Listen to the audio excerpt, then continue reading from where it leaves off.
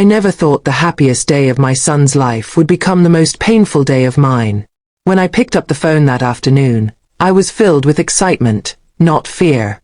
I wanted to ask him a simple question, the question every mother dreams of asking. When is the wedding? I smiled as I dialed the number, imagining the joy in his voice, imagining how he would tell me the date, and how my heart would burst with pride when I finally saw him standing at the altar. But instead of my son's voice, it was Lena, my daughter-in-law, who answered. She paused for a moment, and then with a cold smile in her tone, she said words that felt like ice water pouring over me. "Oh, we already got married yesterday. We only invited special people." For a moment, I couldn't even breathe. My heart froze, my body trembled, and the phone nearly slipped from my hand. Special people. I whispered. What did that even mean? I wasn't just any guest. I was his mother. The woman who gave him life. The woman who raised him with love and sacrifice. The woman who had supported them both for the last 3 years when money was tight. But in her eyes, I was not special. I remember sitting there, in the very living room where so many times I had cried alone but also laughed with joy, staring at the sofa I had bought for them, the lamp I had chosen for their home. Every piece of furniture, every comfort they enjoyed, had my fingerprints on it. For 3 years, I had paid their rent, $500 every single month. I had stocked their refrigerator when it was empty. I had bought the gifts they wanted but couldn't afford. And yet, on the most important day of my son's life, they erased me. The pink dress I had carefully chosen for the wedding still hangs in my closet, untouched. The shoes I bought to match still sit in their box. The $1,000 gift I had saved is now meaningless. And the photos. Oh, the photos. I thought I would be smiling in them, standing beside my son, proud and happy. Instead, when I finally saw them online, it was her parents who smiled. Her siblings. Her friends. Everyone was there. Everyone except me. That was the moment I realized the truth. It wasn't an intimate ceremony. It wasn't a small gathering. It was deliberate. They wanted me excluded.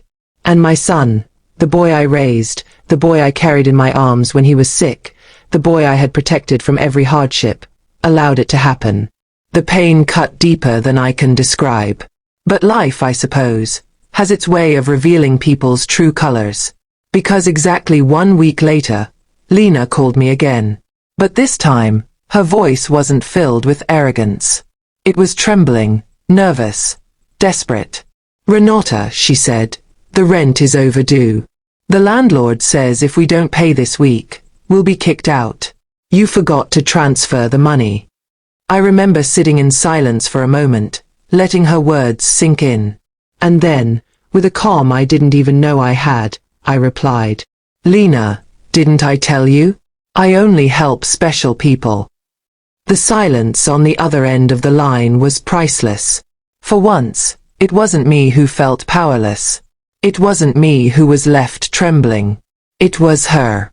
That night, as I sat alone in my house, I thought about everything. About the years of sacrifice. About the money I had poured into their lives. When I finally added it up, the numbers shocked me. $18,000 in rent. Over $7,000 in food and groceries. Gifts, emergencies, clothes. The total kept climbing until I saw it clearly. Over $33,000. $33,000 of my savings. $33,000 of the inheritance my late husband had left me. $33,000 of my retirement. Gone. And what did I get in return? Humiliation. Betrayal. A broken heart. That night I cried. But the tears were different this time. They weren't just from pain. They were from anger. From years of being used. From realizing that I had allowed myself to become nothing more than a wallet in their eyes. But by the time the sun came up, I wasn't the same woman anymore. When I looked in the mirror, I still saw the same tired eyes, the same wrinkles, the same woman I had been yesterday. But there was something new too. A sharpness. A fire. a strength I thought I had lost forever. And that strength whispered to me, enough. That was the day I made a promise to myself. No more blind giving. No more buying love. No more sacrificing my own happiness just to keep others comfortable. From that day forward, I would reclaim my life. And I knew deep down that the battle was only beginning. After that morning when I looked into the mirror and told myself enough is enough, I felt both terrified and liberated. Terrified, because I had never stood up to them before. Liberated, because for the first time in years, I felt like I was taking control of my own life. But if I thought that my refusal to pay their rent would end the story, I was wrong. That was only the beginning. The first week after I cut them off was strangely quiet. No phone calls, no texts, no visits. I wondered if maybe they had understood my message and decided to handle their own lives. A part of me even hoped that my son would come to me, apologize, admit that I was right, and show me the love I had always craved from him. But that didn't happen. Instead, silence. At night, I lay awake replaying everything in my head. I remembered how, when he was a child, he would run into my arms after school, showing me his drawings and asking me to hang them on the fridge. I remembered the nights I stayed awake nursing him through fevers, whispering promises that I would always take care of him. And I asked myself, where did that little boy go? How did he become a man who could look away while his wife excluded me from his wedding? The memories tore me apart, but they also hardened me. I knew that if I gave in again, if I sent them more money, nothing would change. I would remain invisible, unless they needed something. But then, about 10 days later, the peace shattered. There was a knock on my door one morning, sharp and insistent. I opened it, and there stood my son and Lena, but they weren't alone. With them was a man in a suit, holding a briefcase. My heart immediately dropped. Something was wrong. Lena's smile was gone. Instead, she looked smug, almost triumphant. My son couldn't meet my eyes. And the man in the suit introduced himself as a lawyer. Mrs. Renata, he said smoothly, your son and his wife are concerned about your financial decisions. They believe you may no longer be in a state to manage your finances properly. We are here to discuss transferring responsibility to them, for your protection. For a moment, I didn't understand. His words blurred in my mind, like smoke. My hands trembled, but then his meaning hit me with brutal clarity. They were trying to take my money. My own son. My daughter-in-law. They wanted to declare me mentally unfit, so they could control everything I had left. I looked at my son, waiting for him to deny it, to defend me, to shout that this wasn't true. But he didn't.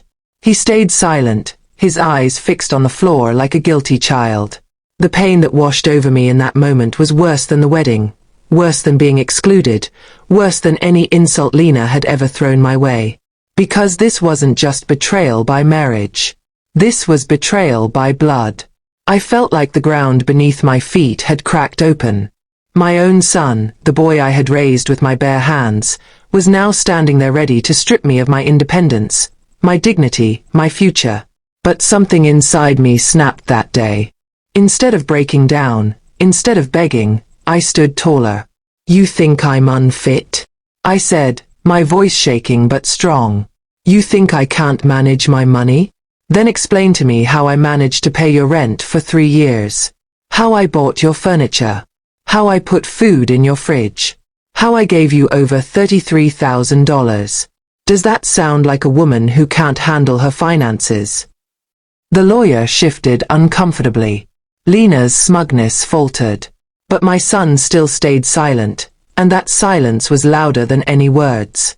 I will never, I continued, my voice rising now, let you take what is mine. I am not unfit. I am not weak. I am not your wallet anymore. Get out of my house. The lawyer tried to argue, but I slammed the door in their faces. My whole body was shaking, but I felt something powerful surging inside me.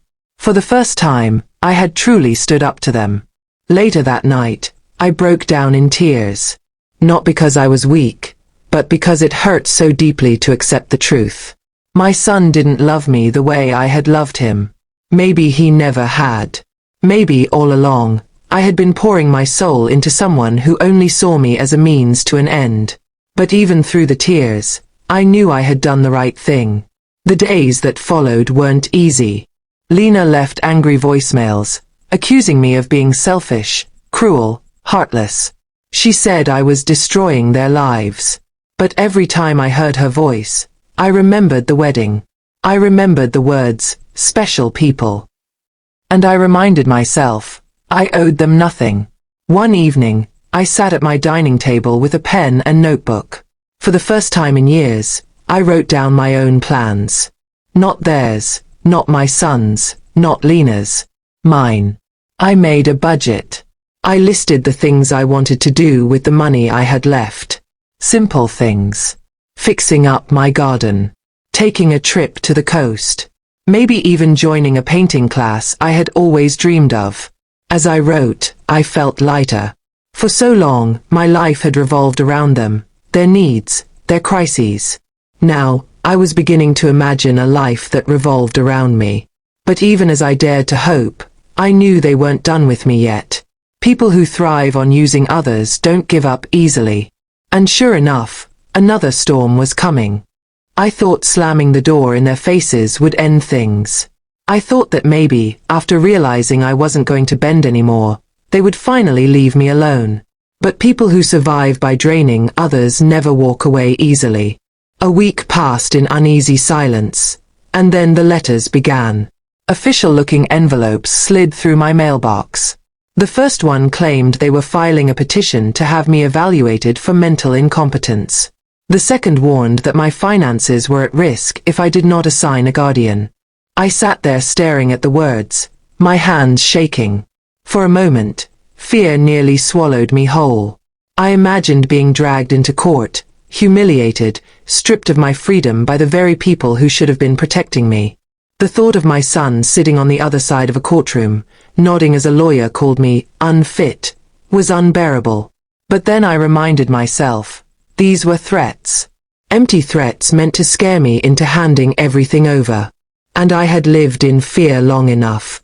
I tore the letters into shreds and threw them in the trash. My hands were steady when I did it. That night, though, I barely slept. Every creak of the house, every sound outside, made me wonder if they were planning something else. The next morning, I decided I would no longer wait to be attacked. I made an appointment with my own lawyer, a kind woman named Marianne who looked at me with both compassion and sharp intelligence. I told her everything. The years of financial support, the exclusion from the wedding, the attempted manipulation, the threats. She listened quietly, taking notes. When I finished, she leaned forward and said, Renata, you are not powerless. You have every right to protect yourself. We'll make sure they can't touch your finances or your freedom. For the first time in months, I felt safe. But still, the wounds in my heart ached. Because money could be protected with lawyers. But what about the bond with my son? What about the years I spent loving him, raising him, pouring my soul into him?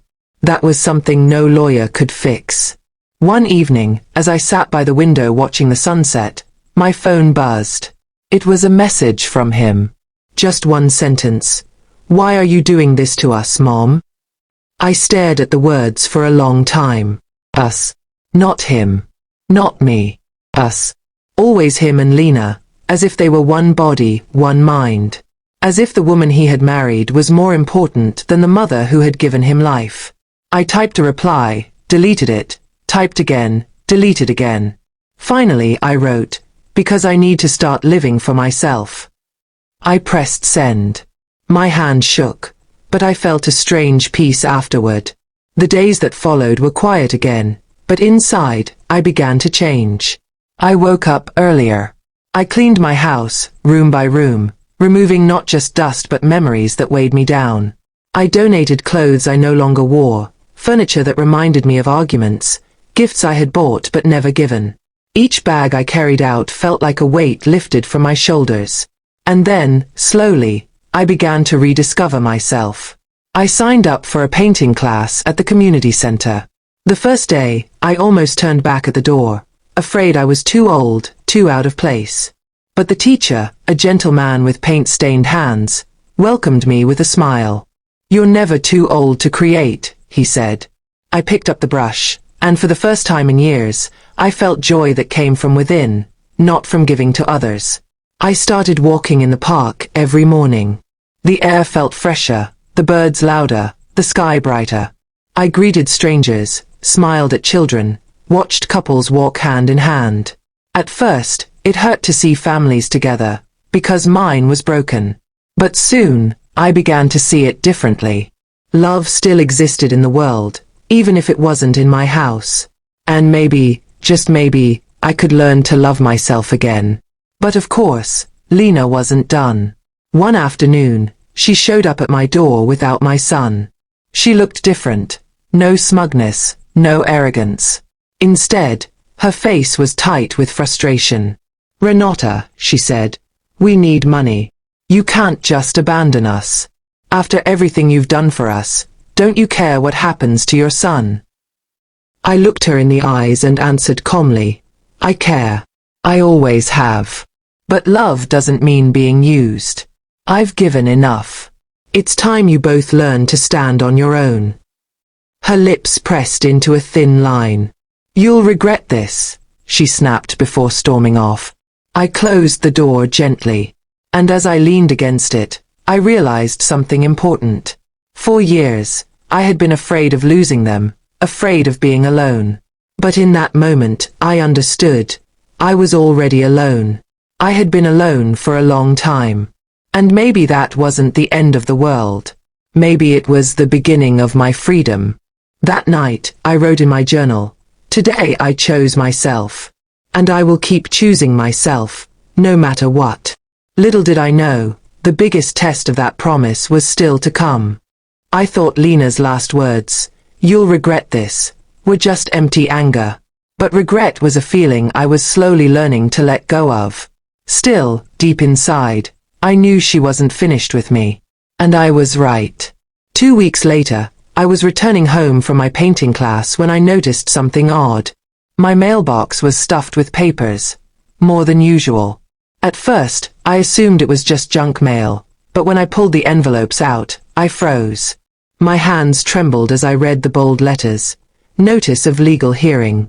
Max and Lena had actually done it. They were petitioning the court to declare me mentally incompetent. For a long moment, I stood on my porch staring at those papers, my breath shallow. It felt like the ground was shifting beneath me. My own son, my flesh and blood, had taken this step against me. Not just manipulation now. Not just guilt. This was war. I went inside, placed the papers on the kitchen table, and sat down.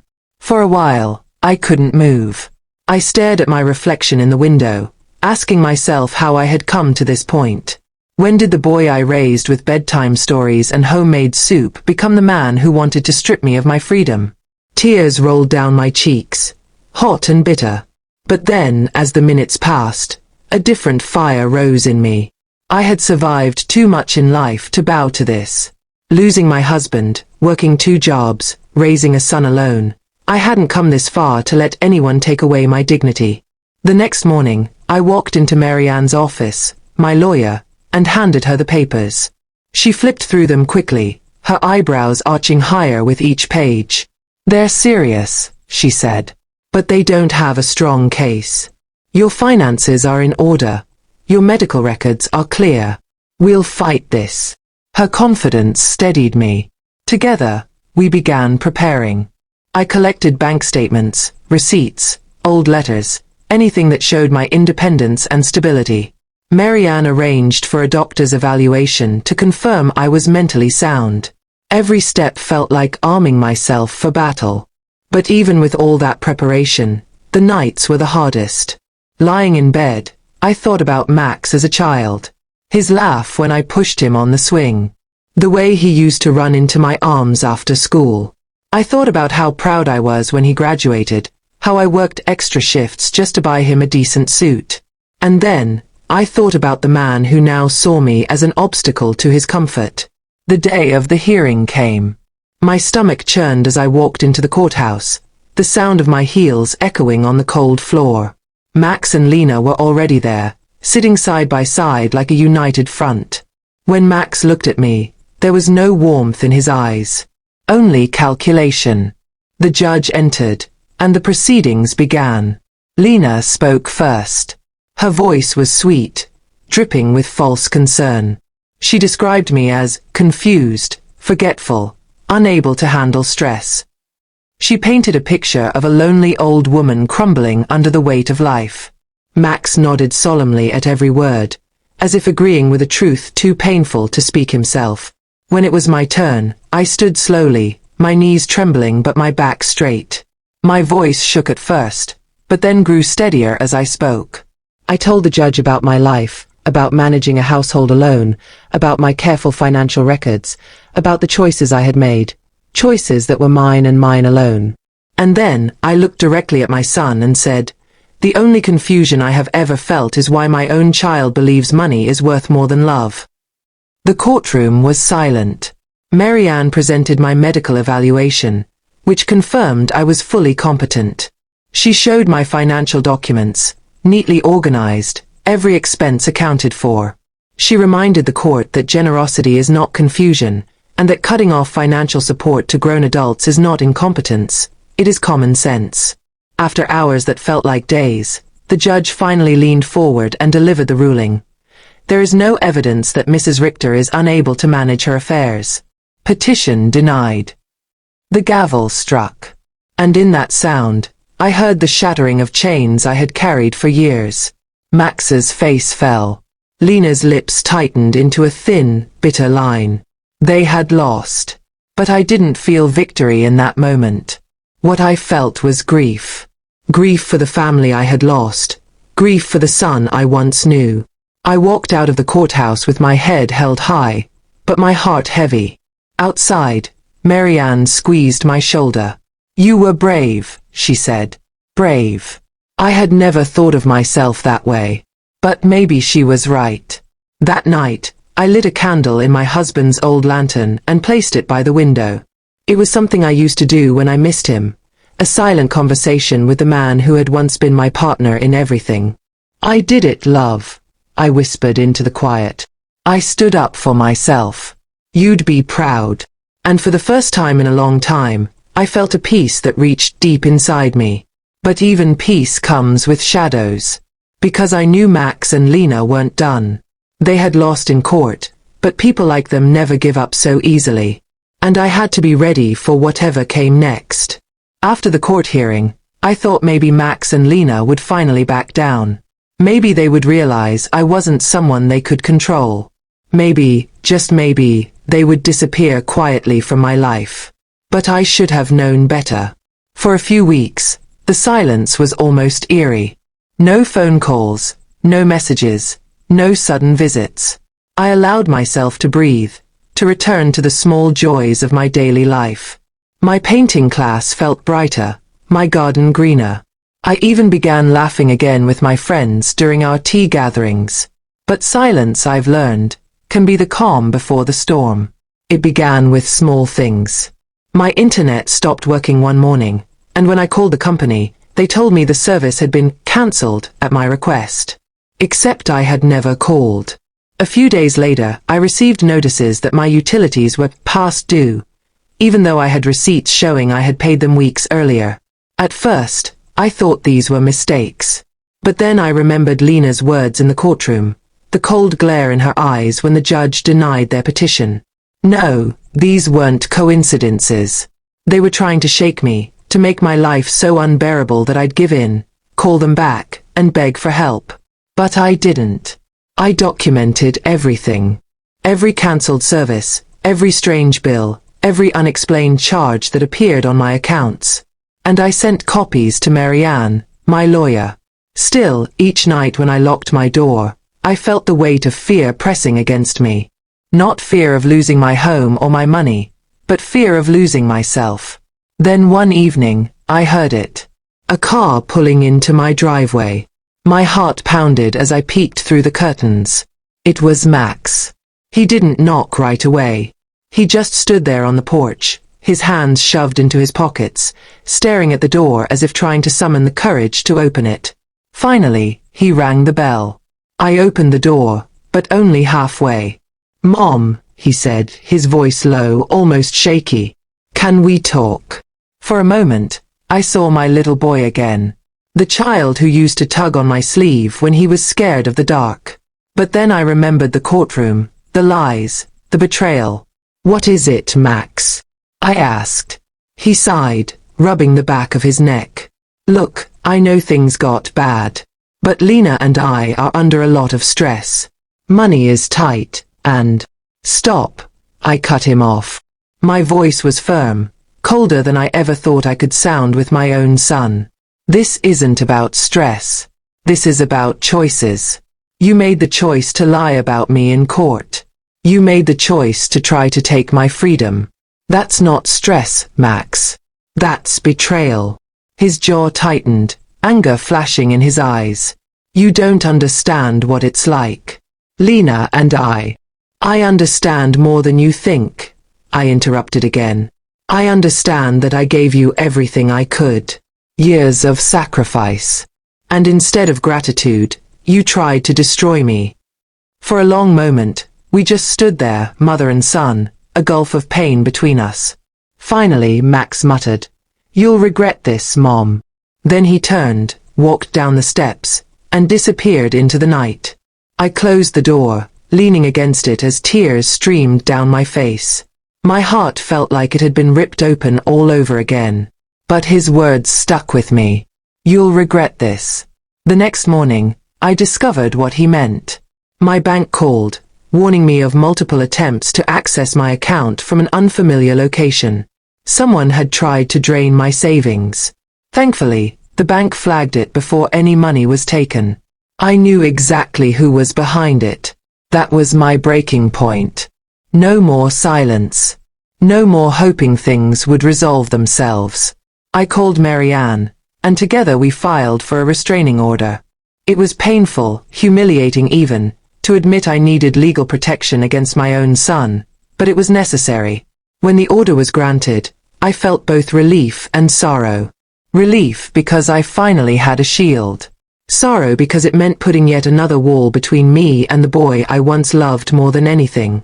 And yet, as days turned into weeks, something inside me began to change. I realized I had spent so many years defining myself through others.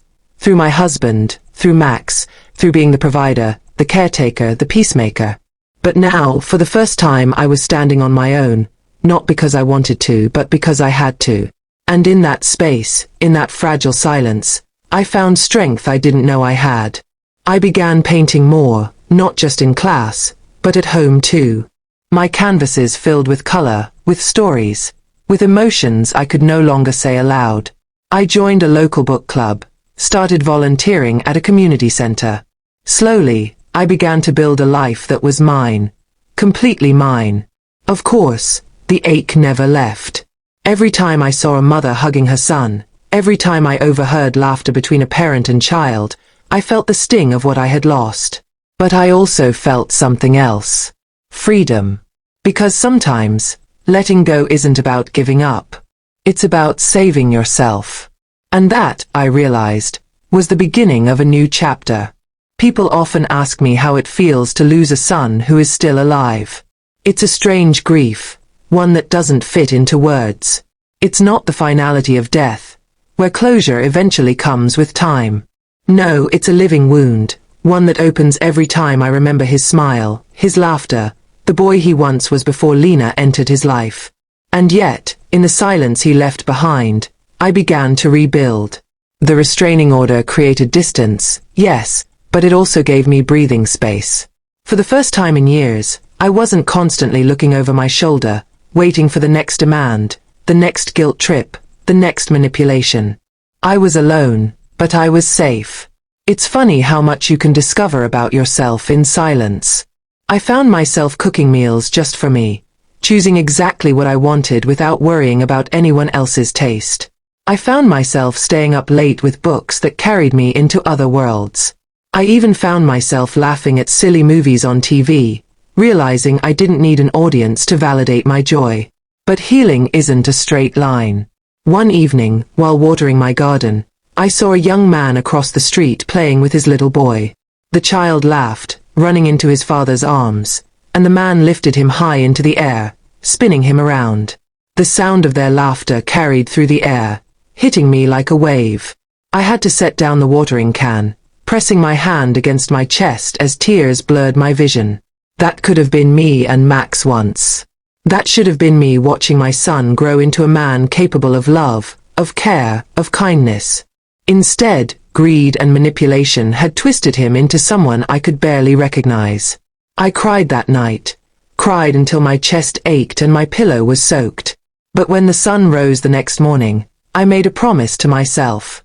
I would not let grief steal the life I still had. I had survived too much to let sorrow consume me now. So I began to live more intentionally. I traveled for the first time in years, taking a small trip to the coast. I remember standing on the beach, feeling the ocean wind whip through my hair, the salt air filling my lungs. The waves crashed against the shore, endless and powerful, and I thought, this is what life is. It comes and it goes, it rises and it falls, but it never stops moving. That trip changed something in me. It reminded me that the world was bigger than my pain. When I returned, I decided to share my story, not with my son, not with Lena, but with others who might be living in silence, afraid to speak. I joined a support group for parents estranged from their adult children. At first, I only listened. Story after story poured out, filled with betrayal, heartbreak, confusion. It was painful, but also strangely comforting. I wasn't alone. When it was my turn to speak, my voice trembled, but I told them everything. The sacrifices, the betrayal, the courtroom, the restraining order. And as I spoke, I realized something. My story wasn't just one of loss. It was one of survival. People came up to me afterward, some hugging me, others simply holding my hand. One woman whispered, "You just said everything I've been too afraid to admit." That night, I went home lighter. Because maybe my suffering could serve a purpose. Maybe it could remind others that choosing yourself is not selfish, but necessary. But the universe has a strange way of testing us when we start to heal. One afternoon, months later, I received a letter. Not from lawyers, not from threats, but from Max. His handwriting was shaky, the envelope smudged as if it had been carried in sweaty hands. I sat at my kitchen table staring at it for a long time before opening it. Inside, the words were brief.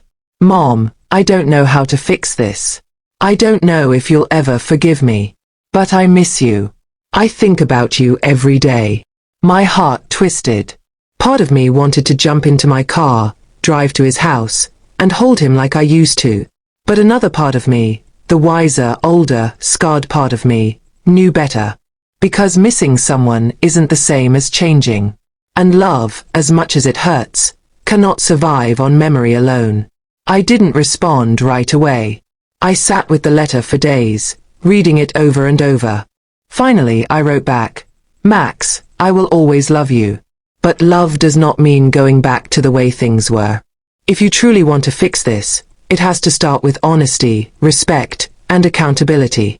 Until then, I am choosing peace." I don't know if he'll ever answer. Maybe he won't. Maybe that was his only attempt at reconciliation. But for the first time, I realized something important. My worth does not depend on his choices. My happiness does not depend on whether he comes back or not. I am enough on my own. And that, perhaps, is the greatest lesson of all. Because life is not about holding on to those who hurt us, but about holding on to ourselves. So when people ask me, "How did you survive?" I tell them this: I survived by choosing me. And if you are listening now, living in fear, drowning in guilt, feeling chained by those who take more than they give, I want you to remember something. You are stronger than you think. You deserve peace. You deserve freedom. You deserve to choose yourself.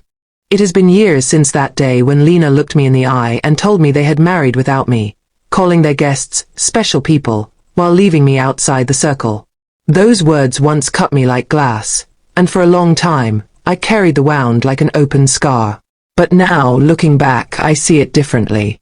Pain has a way of shaping us. At first, it feels unbearable, like a storm that will never end. But storms do end, and when they do, they leave the earth refreshed, stronger, ready for new growth. That is what happened to me.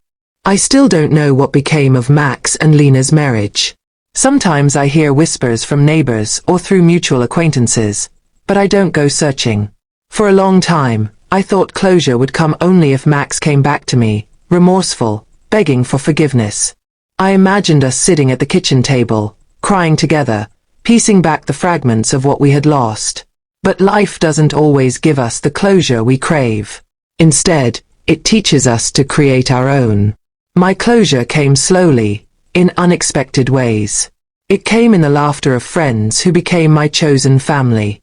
It came in the vibrant strokes of paint across a canvas, colors blending into something beautiful and new. It came in the quiet mornings when I sipped coffee in my garden, watching the sunrise without fear of a phone call demanding money. It came in the day I finally looked into the mirror and didn't see a broken mother, but a whole woman. Yes, I am still a mother. That will never change. Max is my son, no matter the distance between us. But I am also more than that. I am Renata, a survivor, an artist, a woman who learned to rise from ashes that others tried to bury her under. People often ask me, if he came back tomorrow, truly changed, truly sorry, would you forgive him? And the answer is yes. I would forgive. But forgiveness does not mean forgetting, and it does not mean opening the same doors that once left me bleeding. Forgiveness, I've learned, is a gift you give yourself. It allows you to release the poison of resentment, to let the wound close, to breathe again. But boundaries, those are the gift you give your future. So yes, I would forgive. But I would not return to the woman who gave until she had nothing left. That version of me is gone, and I do not mourn her. She did her best. She loved fiercely. And now she rests. Today, I live a quieter life. My days are filled with small joys, the kind I used to overlook while trying to please everyone else. A walk in the park. A hot cup of tea. The laughter of friends at the community center. The feeling of finishing a painting and hanging it on my wall, not for anyone else's approval, but for mine. Sometimes I sit by the window at night and wonder if Max ever thinks of me. I like to believe he does. I like to believe that somewhere inside him, the little boy I once knew still remembers his mother's arms, the warmth of my voice, the sacrifices I made with love. But whether he remembers or not, I am at peace. Because peace doesn't come from others. It doesn't come from apologies that never arrive or reconciliations that never happen. Peace comes from within, from choosing yourself again and again, no matter who walks away. If you are listening to my story right now, I want you to hear me clearly. You are not alone. You are not weak for loving deeply, and you are not selfish for finally saying, enough. There will be people in your life who take and take until you have nothing left. They will call it love. They will call it family. But love without respect is not love at all. Family without boundaries is just bondage. You deserve more. I am living proof that even after betrayal, even after heartbreak, even after losing someone you thought you could never live without, you can still rise. You can still build a life filled with meaning, beauty, and peace. And maybe one day, like me, you will sit by a window with the soft light of evening on your face, and you will realize that you are not waiting anymore. You are not waiting for apologies. Not waiting for recognition. Not waiting for someone else to fill your emptiness. Because you will no longer be empty. You will be whole. And that is the greatest victory of all.